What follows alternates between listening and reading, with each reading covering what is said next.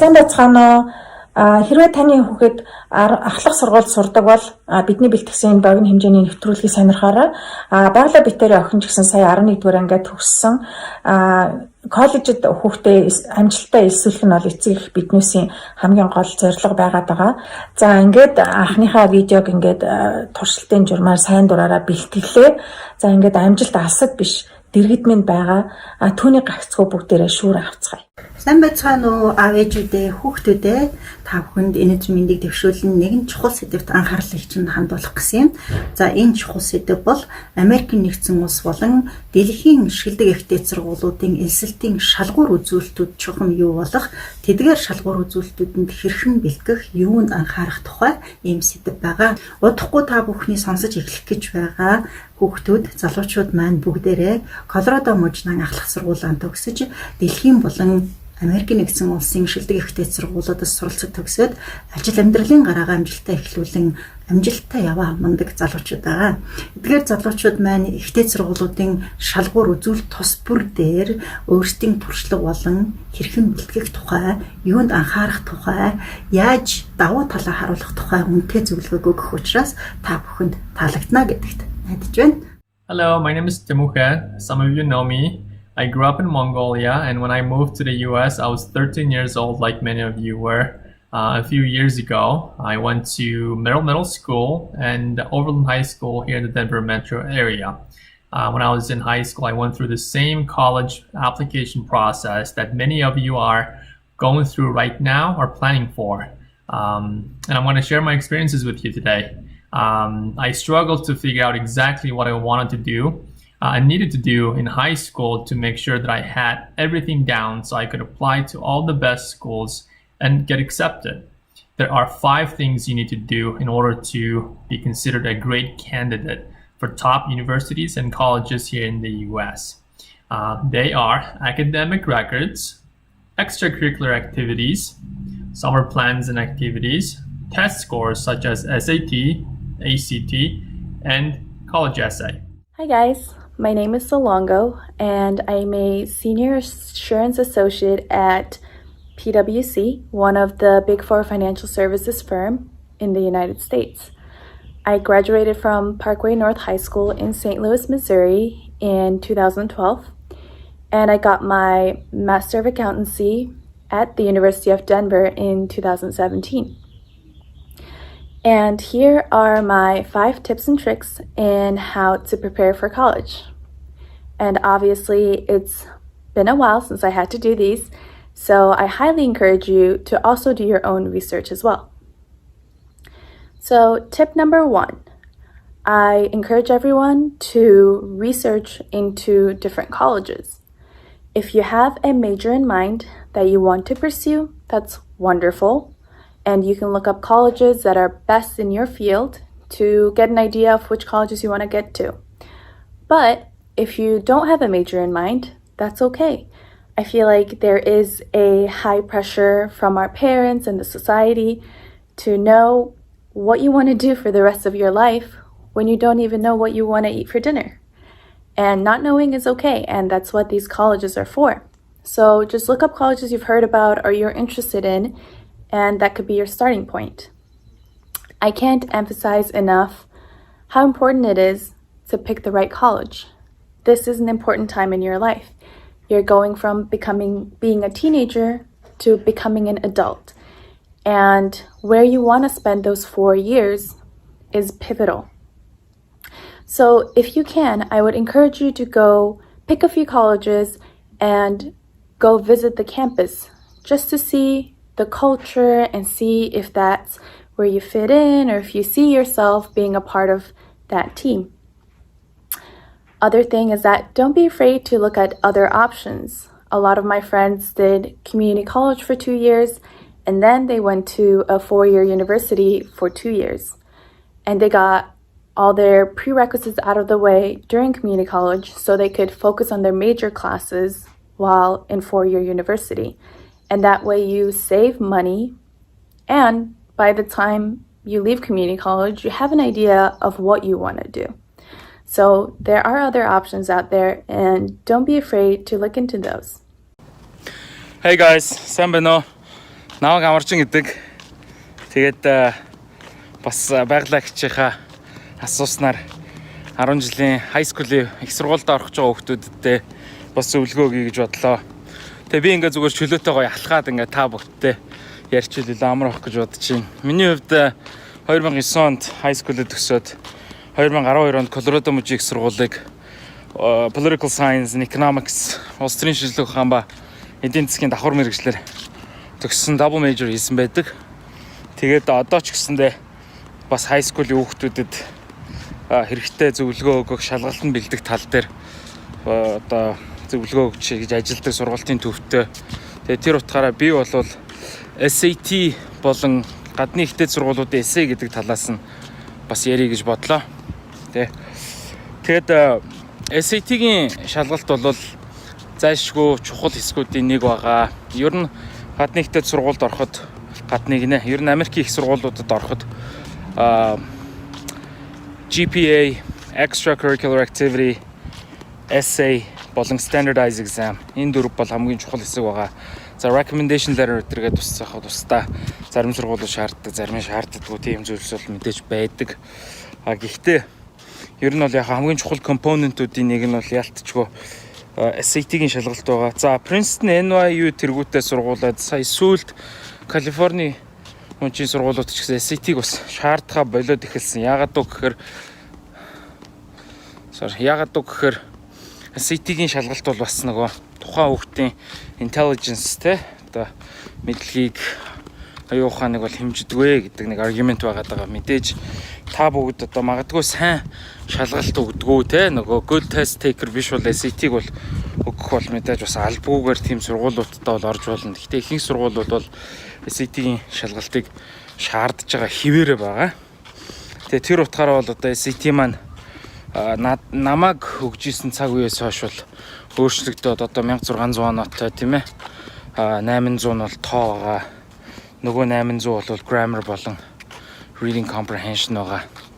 Тэгээ энэ дээрээ бол би зүгээр SAT-г бол зүгээр хүн болгон өөрийн гэсэн юутай учраас одоо давуу талуудтай учраас янз бүрийн rate-ээр, янз бүрийн хурдтайгаар, янз бүрийн төлөвлөгөөтэйгээр өөрсдөндөө тохирснороо бэлдээсэй гэж хүсэж байгаа. Ялангуяа энэ пандемикийн цаг үед бол хүүхэд залуучууд маань SAT-д бол бэлдэж байгаа нь бол байх 3 сараас илүү бол бэлддэг үе.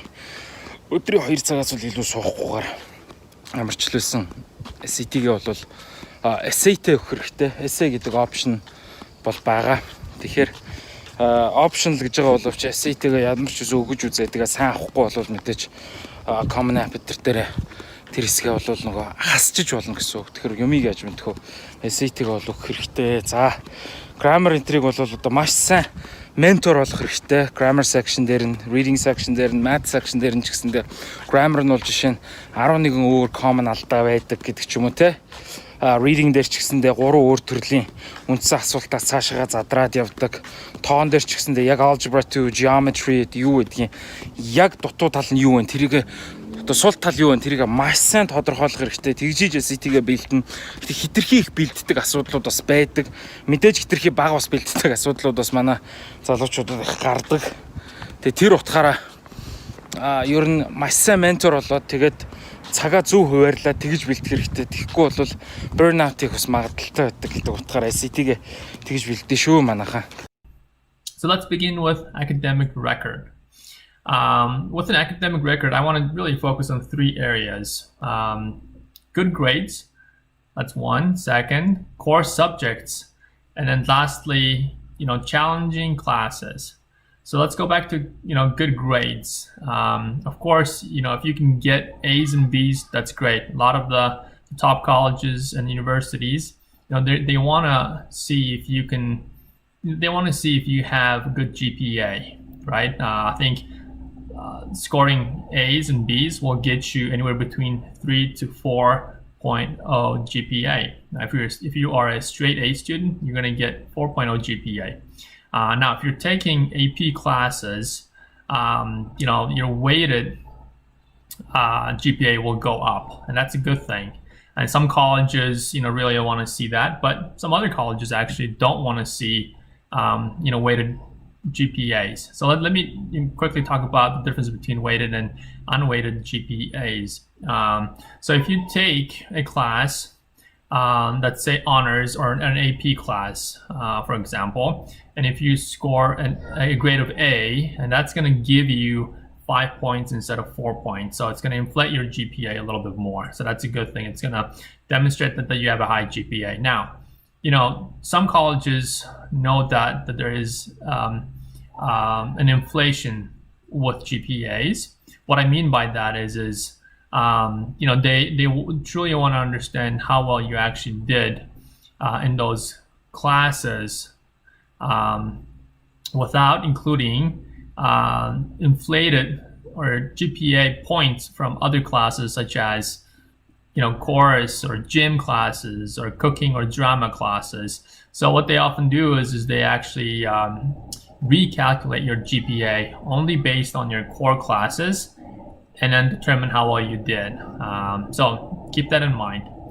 Another thing I want to mention with good grades is that you always want to have good grades in your freshman year, sophomore year, junior year, and of course senior year. A lot of students think that I have applied and received admittance letter from colleges. I don't need to really focus anymore in my senior year, and that's not really true. It's true that these colleges are not going to see your senior year grades when you apply, but they want to know whether you've slacked off or not. And so make sure you don't slack off and continue to try hard in your senior year. The other thing I want to talk about is, okay, you may not have had great grades in your freshman year, right? But if you improved in your sophomore year, that's a great thing. And colleges want to see that upward trend. They want to see if you're starting to get A's in your junior year, and then if you consistently make straight A's in your senior year, and that's a great demonstration that you've figured out how to actually become a good student and score these grades. So don't be too tough on yourselves when you've had a couple of C's or D's maybe in your freshman year. You can always improve those as you progress through your high school. And remember, colleges want to see not only your entire grade throughout your high school career, but at the same time whether you've been on an upward trend. And if you are, that's a good thing. Let's talk about core subjects. What I mean by that is your English classes, math classes, science classes, and social studies and language classes. Those are really your core classes. And different colleges and universities have different requirements. But most colleges, at least here in the U.S., require that you take 4 years of English, 3 to 4 years of math, 2 to 3 years of science, 2 to 3 years of social studies, and 2 to 3 years of foreign language. Now, that's an average. A lot of the top universities, though, want to see 4 years of English, possibly 4 years of math, 4 years of science classes, 4 years of foreign language. And what they really want to see there is they're trying to see if you are interested in learning, if you're interested in taking more classes than your peers, and if you have built a solid foundation in high school to be able to do well in college. A lot of the top science and engineering schools will want to see for sure 4 years of math and science. So whatever school you're looking for or interested in, make sure you go to their requirements and see. A lot of these schools list how many years of core subjects they require on their websites. So go check that out. The third thing I want to talk about is challenging classes. What I mean by that is your advanced placement and international baccalaureate, what's called IB, AP and IB classes. And IB is I think more common in Europe than in the US. I know here in the Denver metro area, George Washington High School has IB classes. Most high schools though have AP classes. So if you are thinking about taking AP classes, I highly encourage you to take those. What that does is not only it demonstrates that you like challenges and you want to demonstrate that you're willing to do a little bit of extra work in comparison to your peers and learn more. And being in a difficult class, it's going to test you and challenge you. In addition, it's going to give you an opportunity to actually receive college credit when you go to college. So I encourage you guys to look for those classes. If you're in honors classes, that's great. But see if you can put yourselves in those AP and IB classes and take those tests at the end of the year to get those high scores, right? If you can get, for instance, 4 or 5 on an AP test, a lot of colleges will like that, and they want to see that you they're going to understand that demonstrates you're going to do well in your college career. And also it's going to save your parents a lot of money when you transfer those AP credits to your college. The other thing I want to talk about on AP and IB classes is how many do you want to take? How many can you take? A lot of people have this concern that they don't want to take too many AP classes, and I totally understand that, because if you take too many AP classes at the same time, you might stress yourself out. You might stretch yourself too thin, where instead of getting A's in maybe 2 or 3 AP classes, you may only get C's and B's, and you may not pass your AP exams at the end of the year. So really think about how much load you have outside of school as well, to gauge your ability to say, okay, I can handle 2 or 3 AP classes. Maybe I'll take another one. It's always better to do well and learn a lot from just a couple of AP classes than try to take 3 or 4 and then fail in all 4. So keep that in mind. The third one that I want to talk about is your summer plans and activities. A lot of kids tend to just take the summer off and sleep in and play video games, or or hang out with your friends. Those are great activities. I enjoy doing those things myself, and but at the same time, you also want if you want to be that top candidate for these top universities, you want to demonstrate you didn't just waste your summertime. You want to make sure that you're taking classes to continue to advance your education. If you have hobbies, maybe you go for a summer camp. So think about those things. You can also take a job. That's a great demonstration of responsibility. As a younger person, you're demonstrating that you can get up early, have a very routine schedule, and then commit to it, especially during the summertime when you're a kid, when your friends are playing and then hanging out. And it's not the greatest thing, from your social point of view, but at the same time, it's going to really, build your other skills, right? If you, for instance, work as a cashier at a local store, you're going to learn tons about customer service. So things like that. So make sure, you don't just completely, waste your summertime. Make sure you go to camps if you can. There's so many free ones out there. I'm sure there are ones where you have to pay, which if you can do that, that's great. Or maybe you can, travel if you have the opportunity, travel both locally here in the US or abroad. I know there's a program, student exchange program here in the Mongolian community that some students have gone, where you get to go to Mongolia and spend some time with the kids over there, and then they get to come over here and then experience how you live and how you study. So there are some opportunities to travel, so look for those. And lastly, I want to talk about 2 quick things that you can do. Not quick things, but two things that you can do during your summertime. One thing that I want to mention is this is a time where you're starting to think about visiting colleges, right? So if you haven't really picked which school you want to go to, especially in your state here in Colorado, right? You have the option to go visit those colleges with your parents, right? Pick 4 or 5 different schools and then see if you can visit them, ask a bunch of different questions, and see if that school is the right fit for you. Well, thank you for listening to me. Bye-bye. And good luck. So having good grades, unfortunately, isn't enough. So you have to do these extracurricular activities to show that you are a well-rounded person, that you participate in social activities, in other clubs, that you can really show that, hey, I'm passionate about these things, I'm good at these things.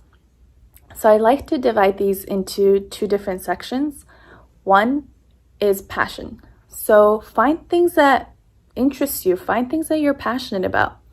For example, when I was in high school, I thought golf was interesting, and a lot of my friends were part of the golf club. So during sophomore year, I joined the golf club and I stuck with it. I wasn't good at it, but I stuck with it through senior year. And it was something I did with my friends and something I was passionate about. So practice didn't have to feel like I was doing something extra while I was focusing on all these other things, how to prepare for college. But it felt like a stress reliever almost. It felt like a time I could spend with my friends, but also something that I could use for my benefit when I write on my resume.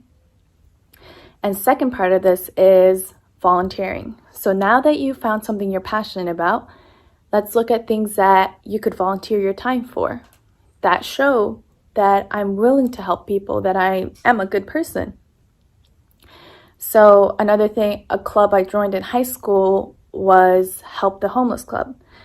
So sometimes we would go deliver food, sometimes we would go package food for the homeless, and that's something that I did that I enjoyed, and some of time I volunteered. Another thing that I found about myself is I love teaching people. So I was good at math, so I took it upon myself junior year and senior year to tutor freshmen in math. So I took my passion and I took volunteer and combined them together. So that was something that felt good for me because I was helping someone, but also something I was passionate about. So you want to find that balance, and you want to find a few things that you're interested in. Often colleges are looking for length on top of variety. So if you start something in your freshman year, stick with it throughout your college or throughout your high school career. And colleges love to see that consistency. But also don't be scared if that's not what you started in freshman year, that you're starting junior or senior year. Colleges also love looking for personal growth. So let's say, hey, freshman year, you weren't really focused on colleges and that wasn't what you're passionate about. That's not what something interested you. But throughout the years that you've realized, hey, yeah, actually, I do want to focus on college and I want to get these good grades. I want to participate in all these different things. Then going back to my last point, you can show that through your essay.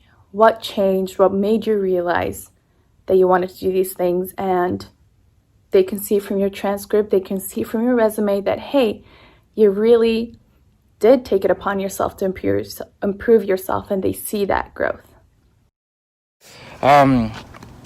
Их сургуулийн эссе тал дээр бас ярих гэж бодож байна. Ягаад гэвэл SAT-гийн шалгалт өглөө гэхэд энэ бол зүгээр яг нэг хэсэг. Дараагийн степ нь бол өгж дууссныхаа дараа их сургуулийн эссег бол бэлдэх байгаа. Та бүхэн бас сургуулийн каунслеруудтай ч гэсэн зөндөөл ярилцж ийсэн байх гэж бодож байна. Ямар сургуульд орох уу, тийм ээ? Ер нь 10 сургуульд аппликейшн өгдөг жишг байдаг. Одоо 2 нь 3 ч юм уу мөрөөдлийн сургууль, 5 нь бол яг та хэдийн ур чадварт одоо нийцсэн, тийм ээ? Та ер нь авна гэсэн боломжит сургууль, 2 нь safety school гэж ярьдаг. Application fee waiver бол бас хийж болдог. Одоо үед ч гэсэн боломжтой. Тэгэхээр яах вэ гэхээр сургууль apply дахтаа ямар ч мөнгө төлөхгүйгээр тэгж apply дах боломжууд бас байдаг гэдэг утгаараа, тийм ээ.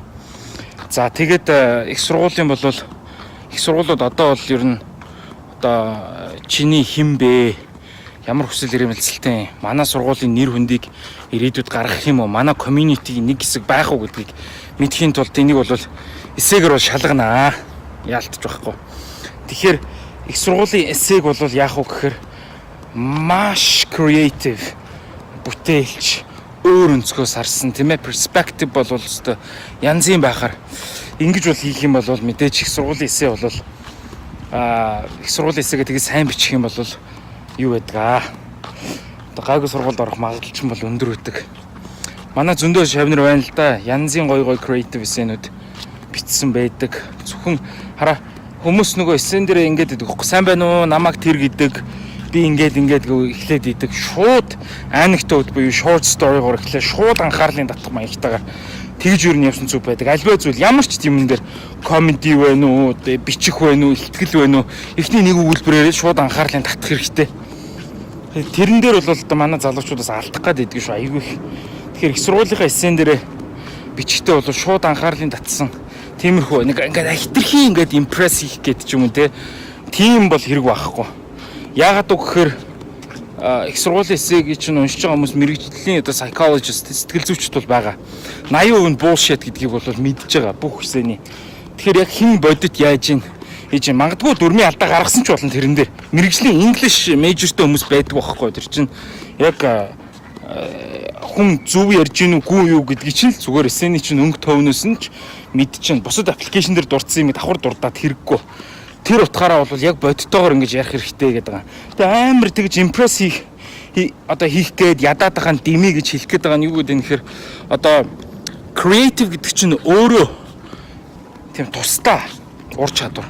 Одоо intelligent ч байдаг юм уу те persistent diligent гэдгээс creative гэдэг чинь өөрөө тусдаа ур чадвар байгаа байхгүй. Манай нэг сурагч охин UPenn-д орсон Пенсильванийн их сургуульд зүгээр л нэг зүсэм маслтаа талах билүү 1500 хүнтэй бичиж байгаа. Зүгээр нэг зүсэм талхны талаар бичиж байгаад орсон тохиолдол байдаг. Хүнийг тэ мэдээж импресс хийлгэж байгаа ч гэсэндээ ингэж онгорч бишээр яг аливаа зүйлийг өөр өнцгөөс харж тэгж хийж байгаа гэдэг утгаараа. Тэгээд их сургуулийн эсэ бол янз байгаа. 250 хүүхдэд байгаа, 500 хүүхдэд байгаа, 3000 хүүхдэд хүртэл эсэнүүд байгаа. Тэрэн дээр бол яг өөрийнхөө бусдаас аливаа зүйл тэ өөр өнцгөөс харах талаар нь бол бичих хэрэгтэй гэдгийг зөвлөмөр байна. Маш их хүүхэд залуучууд яадаг вэ гэхээр би ингээд сургуульд орох юм бол ална өстой би ийм award авсан ингээд яриад идэг. Гэтэл сургуулиуд юу харж байгаа гэхээр болон жилийн дараа манай alumni болоод тэ alum болоод ингээд явхад манай сургуулийн нэр хүндийг гаргах тийм характертай өндөрт авч явах тийм интегриtyтэй байна уу гэдгийг нь бол айгүй хардаг. Характер айгүй чухал. Тэгэхээр тэрийг айгүй харуулах хэрэгтэй. Яагаад гэвэл амар лаг ур чадвартай ч гэсэндээ тийм хөгийн аасвал багийн бол зүгээр авахгүй л гэсэн үг баг. Ер нь бол тийм хандлагатай бол байдаг. Тэр утгаараа бол бас нэгдүгээрт өөртөө ихтэй тийм confidence гэхдээ conceited өнгөрөө биш. Энэ хоёрын маш narrow line-аар бол явах хэрэгтэй. Тэрийг бол одоо та хэдийн бас бичгийн ур чадвар ч нь бол нэлийн илэрхийлэх байх гэж бодож байна. Ингээд магадгүй одоо хүн болгон ингээл Харвард ч юм уу Yale-тэй сургуулиудад ингээл орох гол яадаг л да. Мэдээж одоо хүсч мөрөөддөг л баг. Тэгтээ аппликейшнээ явуулахдаа яадаг вөхөр за би ёстой нэрээ Харвардад ийм тэнцэх хэмжээний хүн гэдэг. Гэхдээ тейблийг turn хийдэггүй ерөөсөө. Эргүүлээд Харвард ер нь ч юм уу Yale ч юм уу Princeton ч юм уу NYU Brown одоо юу гэдэг тийм Colorado энэ ер нь надад тохирохоор сургууль байна уу гэдэг менталитигаар эсэгээ бичих юм бол энэ маань бол одоо бусдаас арай өвөрмөц, арай онцгой байх болов уу гэж хэлэх гээд байгаа юм. Тэгээ бүгдд нь амжилт хүсье. Hi everyone, in this session we are going to talk about essay writing and how to write a good one. More particularly, I'm going to be talking about the Common App essay, which is a single essay that you'd write and gets distributed to every college that you apply for. And so the first step into writing a good Common App essay is to first know what it is and what the goal of it is. Like I said, this is an essay, a single one that gets distributed to every college that you apply for. And secondly, the goal of the Common App essay is for admissions officers to get to know you. It offers them a glimpse into your personality that they would not be able to otherwise extrapolate from your test scores and your school grades. So keep in mind that the college application process is a human process, and the admissions officers want to be able to differentiate you from the next candidate. And writing an essay is one way that you can offer them a glimpse into who you are as a person and what your identity is. The second step to writing a good college essay is to brainstorm lots of ideas. I would first do this by perusing some of the prompts of the Common App essay. They usually offer 7 different prompt types that you can select from and answer. From there, get an idea of what sort of essay they would want you to write about, and it's usually something like, what is a challenge that you had to overcome? What is a goal that you achieved, and how did you achieve it? So I would first think of all the different events and hobbies that make up who you are and what has contributed to you as a person today.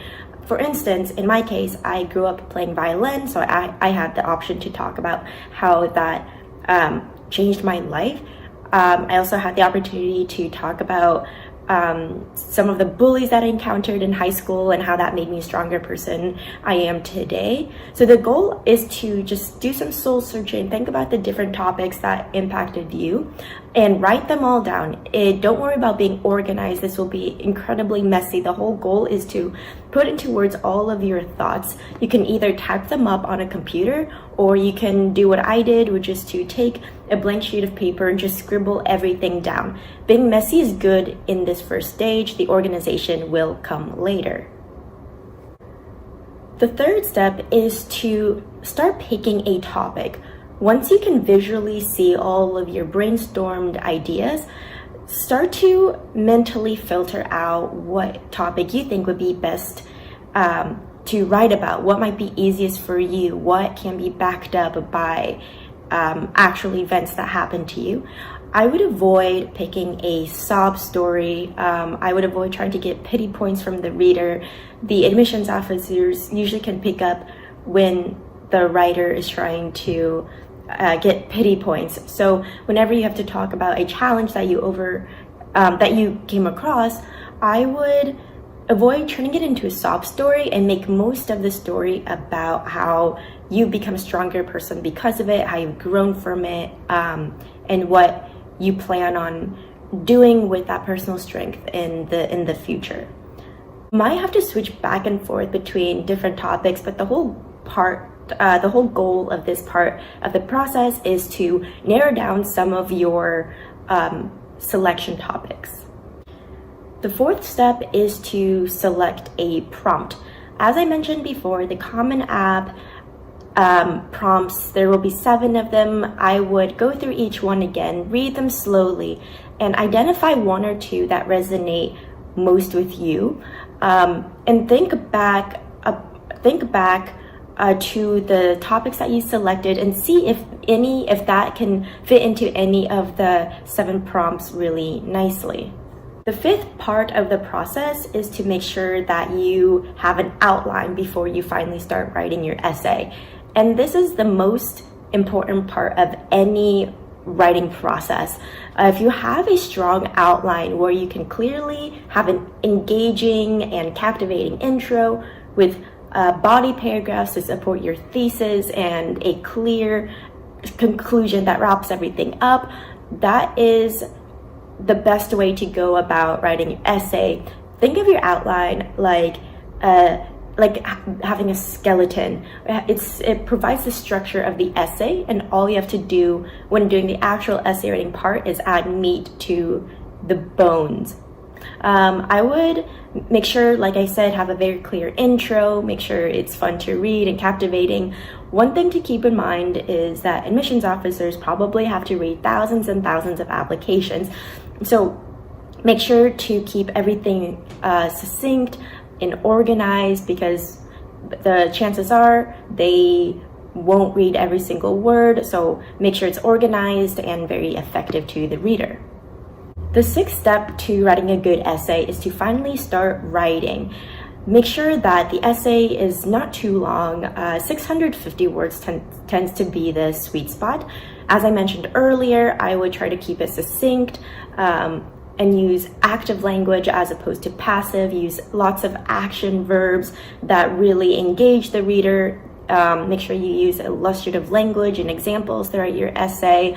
As I said before, the admissions officers have thousands and thousands of applications that they have to read. So make every sentence short, start short, but also add variation between your sentences to keep them engaged. If needed, add a topic sentence at the beginning of each paragraph, because chances are they'll only read the first and last sentences of your essay. You can add quotes from somewhere that you've read to help increase the impact of your essay, but don't overdo it. Don't add too many lines, because if you do that too often or too much, that will actually detract from your personal voice. The seventh step into writing a good essay is to refine it by having multiple people look at it. I would try to keep this number down anywhere from 1 to 3 people. If you go anywhere beyond that range, if you have too many cooks in the kitchen, as they say, it might actually bombard your essay with too many edits, and at that point you just start losing your personal voice. So pick a couple of people that know you best, like your parents or your siblings, that can tell you whether or not they can hear your personality through your essay and whether or not it is clear and everything that you are saying makes sense to the reader.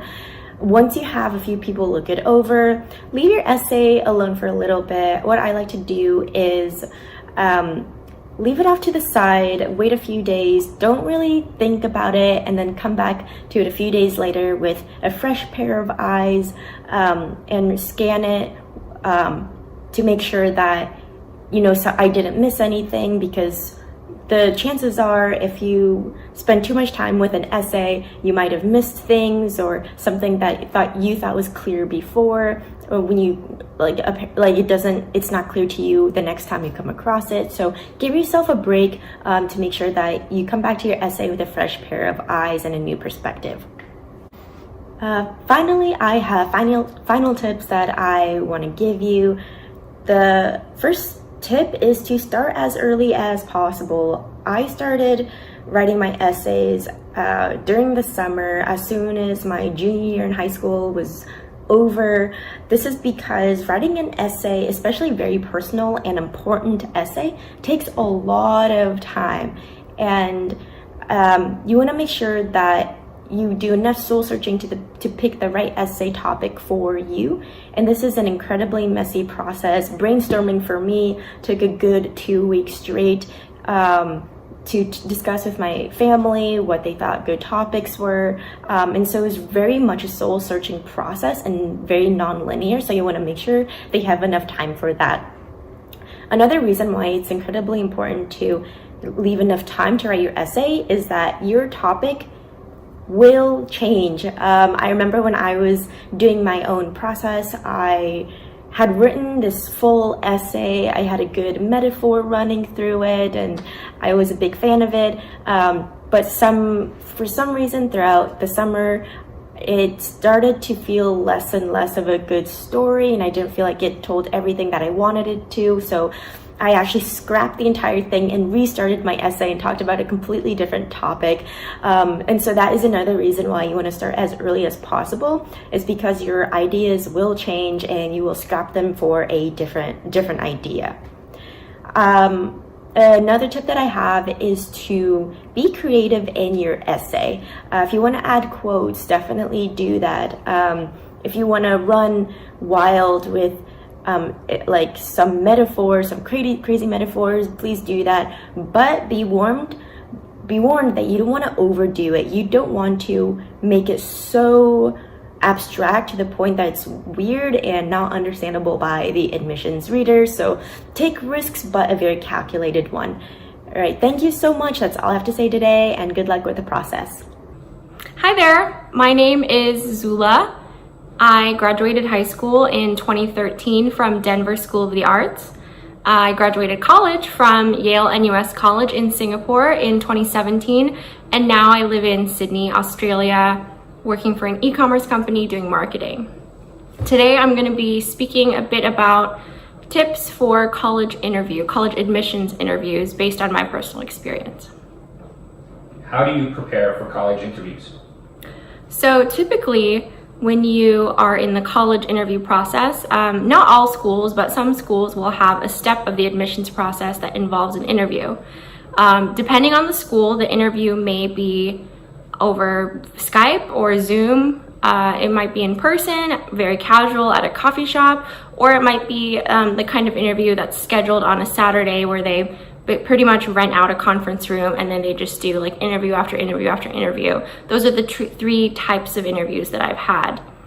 To prepare for these, I would say definitely you get an introduction via email through from the admissions officer or the alumni that is designated to conduct your interview. And through that, generally they'll make an introduction of themselves, let you know like what year they graduated from, what they majored in, or if they got a master's or an undergraduate degree. And then from that, I guess you'll have enough information to, I guess, stalk them on the internet.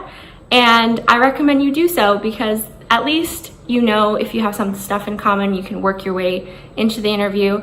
But more than stalking your interviewer, I think that it's very important to understand, why am I applying to this school?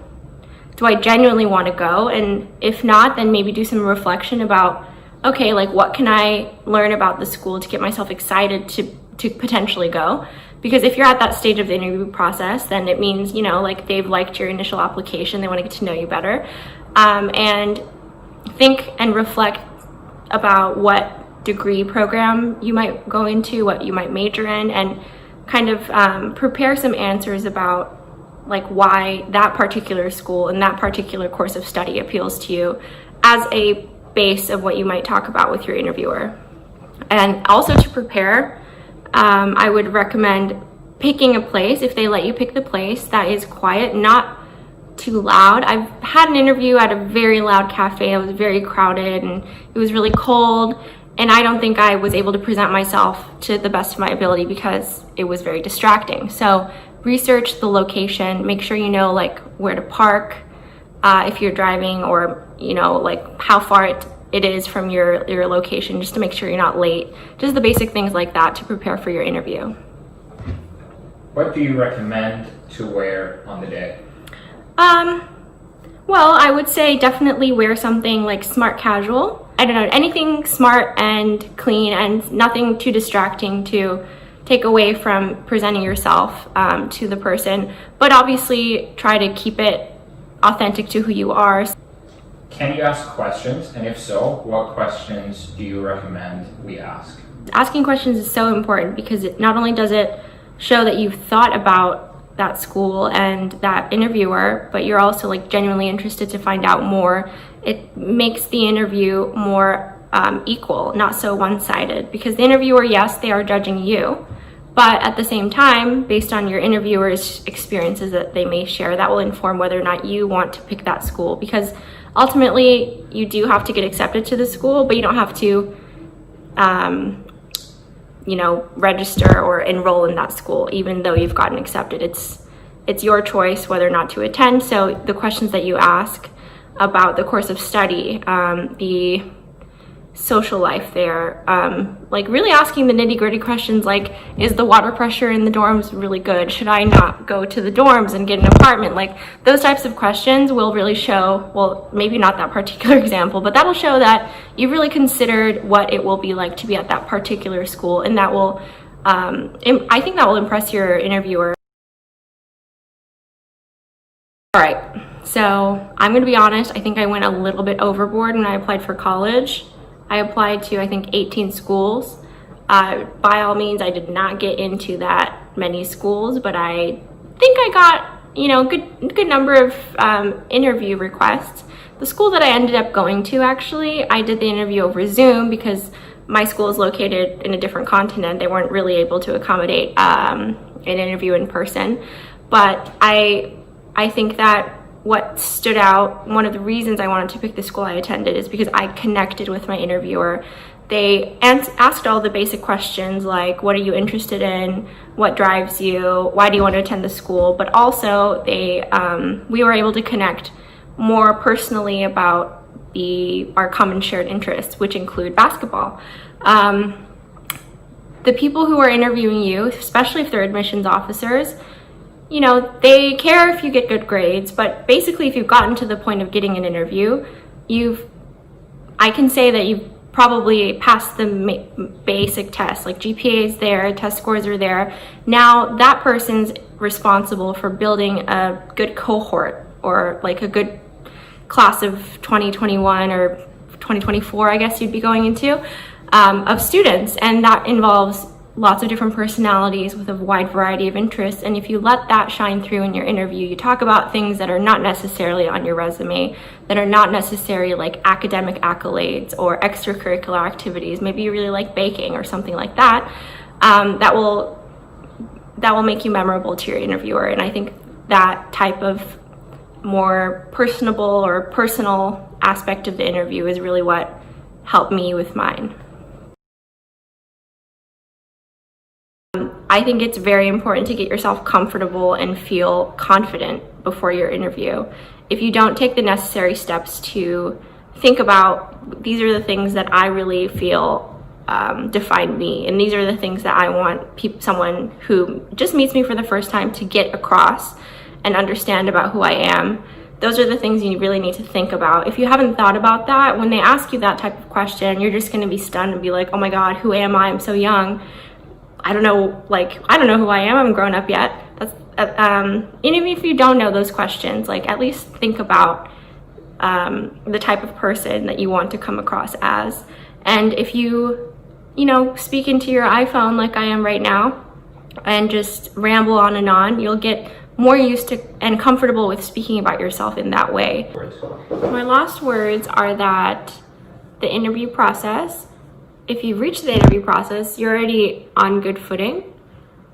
This is the opportunity for you to really show the school what's unique about you, what's unique about your personality, what you're gonna add to the school other than attending classes.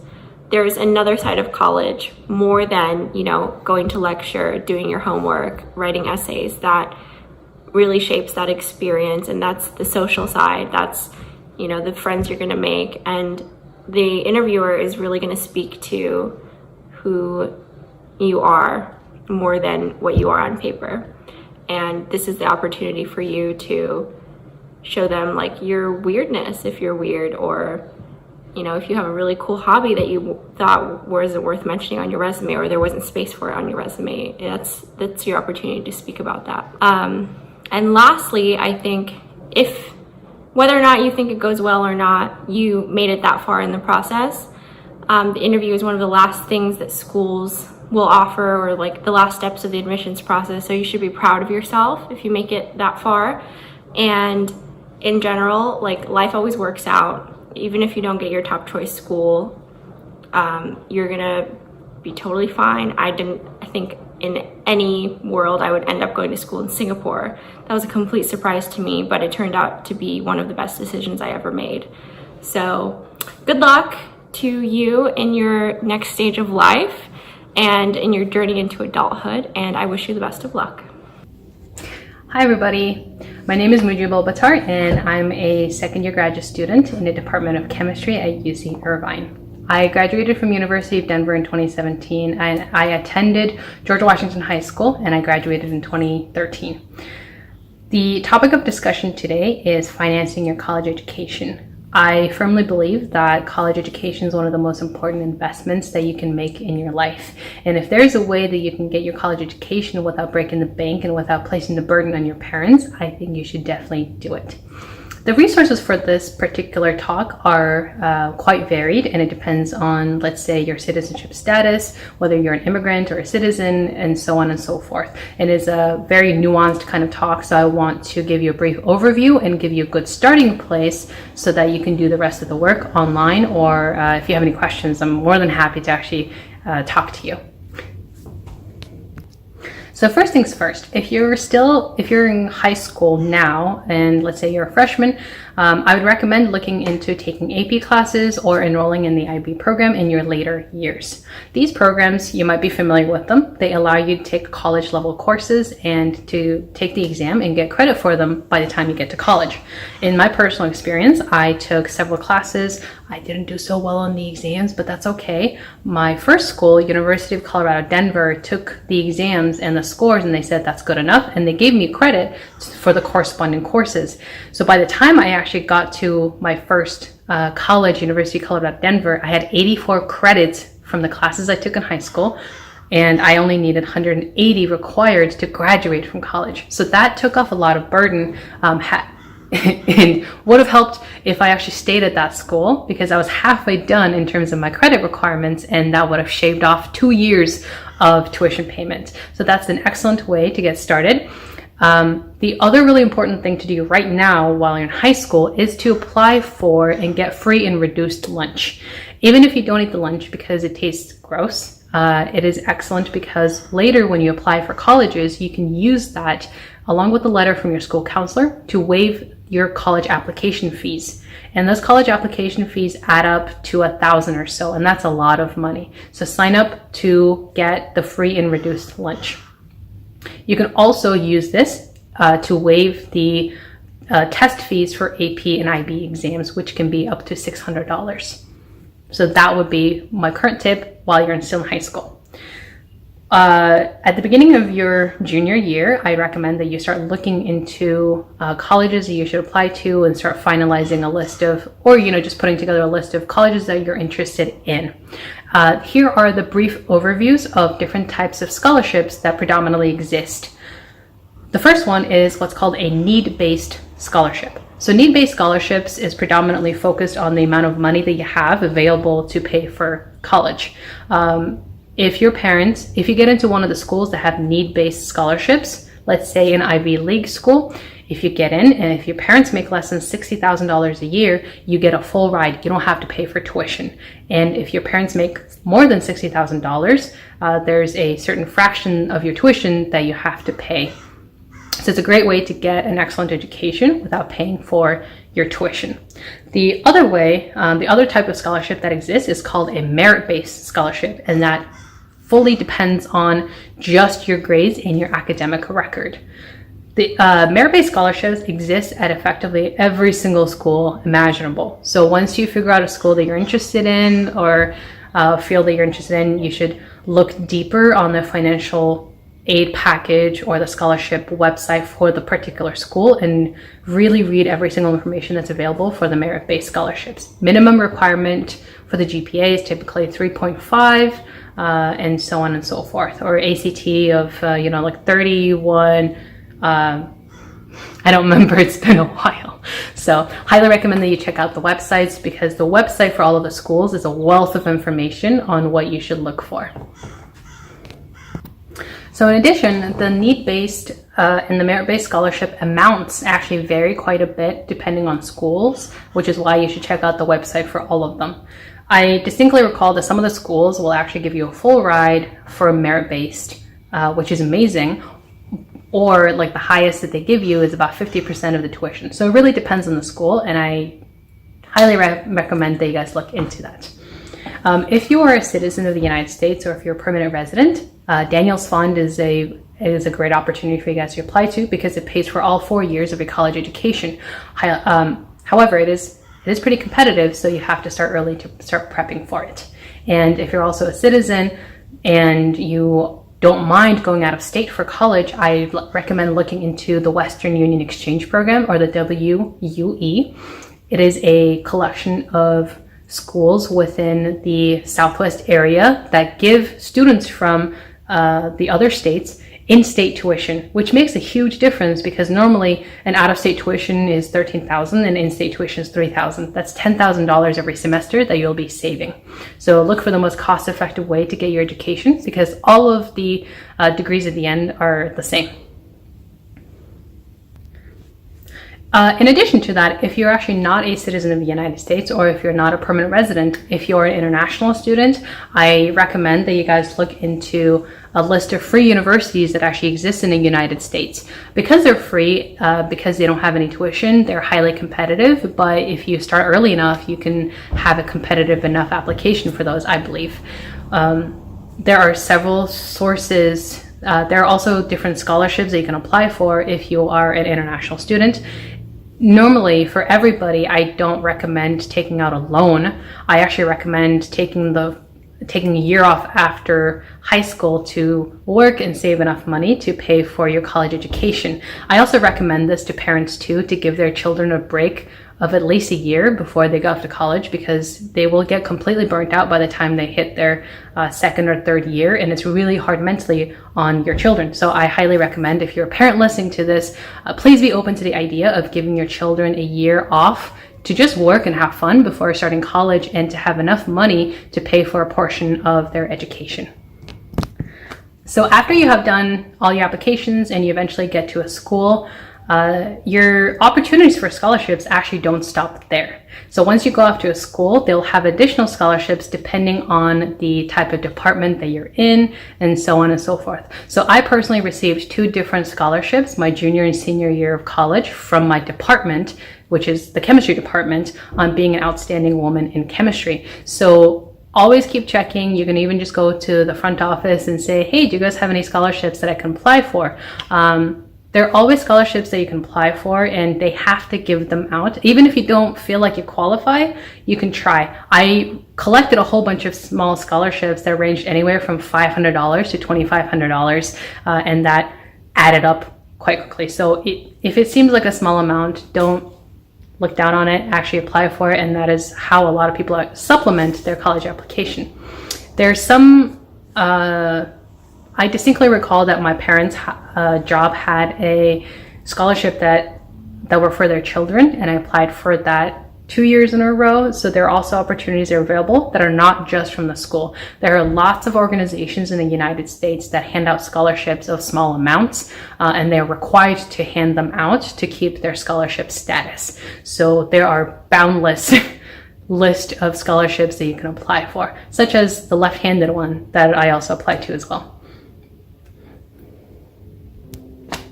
So I think that is the end of my presentation so far in terms of what I have to say about financial applications for colleges. If you can, avoid using Sallie Mae loans or other student loans in general. I always think it's better to take a year off and save money instead of having to apply for student loans, because those just balloon up and you end up paying 5 times what your initial borrowed amount was. And you're young, you should probably enjoy life. In addition to that, I am just going to recap very slowly the things that I talked about. There are several different scholarships that are available. They are need-based, merit-based. Sports and music, you can look into that if you're interested. But there is the Daniels Fund and the Western Union Exchange Program for schools in the Southwest. And there are also free universities, tuition-free universities available for students that are international. Final note I have to make, actually, that's really important for international students. If you're an international student, you're going to have a better chance of getting a scholarship at a private institute than a public institute. Public institutes do not have the funds. They're also not allowed by the federal government to hand out scholarships to international students. So if you're an international student, I highly recommend that you look into private institutes, and several of them exist in the Denver area, or there's actually plenty of them all over the US. I believe that is it. If you have any questions, I'm always happy to answer them. And I know it's been a while since I applied for colleges, but I also recently applied for graduate school as well. So I would love to be of any help to you, and that is it. Happy admission process. Last but not least, use your resources. Use your high school counselors. These are the people who are paid to be there to help you, who have experience dealing with kids that are asking them, hey, Here's the college I want to get to. How can you help me? How can I align my schedules to represent that I am part of the school, that I am qualified to be a part of the school? And they'd be more than willing to help you. And once you pick those colleges, don't be afraid to call them up as well and say, hey, I'm a sophomore, junior, senior in high school and planning to apply or applying to that college. What are some resources that I can use to help me prepare myself now to make that transition easier, or what resources do you have? And I wish you the best of luck.